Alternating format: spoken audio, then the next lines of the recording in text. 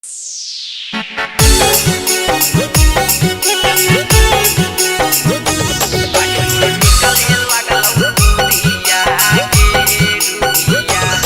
सुन रहे हैं युवा स्टार अखिलेश लाल यादव को। Shivangi recording studio Rajgir. बचपन में हम ही खेलाबो हलियौ गोदिया गे रूबिया।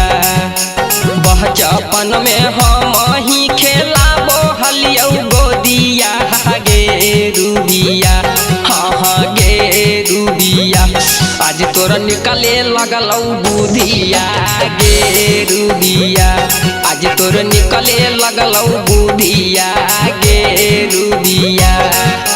बचपन में हम ही खेलाबो हलियौ गोदिया गे रूबिया। बचपन में हम ही खेलाबो हलियौ गोदिया गे रूबिया।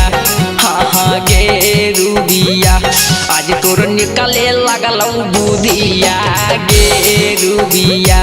आज तोर निकले लगलौ बुधिया गे रूबिया गे।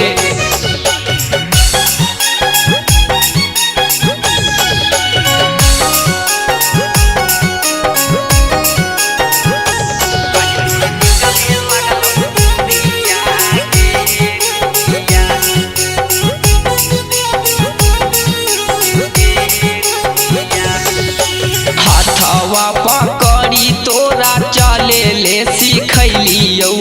एका दुका लिखे लागे हम ही बतैलियौ। हे गे हथवा पकड़ी तोरा चले ले सिखैलियौ। एका दुका लिखे लागे हम ही बतैलियौ। हमारे ही घरवा में देखो हनी मुभिया गे रूबिया। हमारे ही घरवा में देखो हनी मुभिया गे रूबिया। हाँ गे रूबिया, आज तोरे निकले लगलौ बुधिया गे रूबिया। आज तोरे निकले लगलौ बुधिया गे रूबिया गे।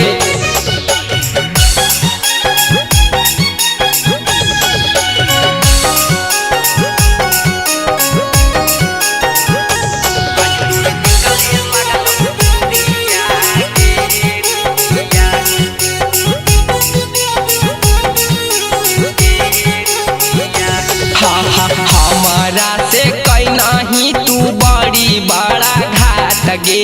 राइटर या मनावा के माना ही तू बात गे। हे गे हमारा से कई नहीं तू बड़ी बड़ा घात गे। राइटर या मनावा के माना ही तू बात गे। सोनू या खले सहवा के खाखी सुजिया गे रूबिया। अजित सरामा के खाखी सुजिया गे रूबिया।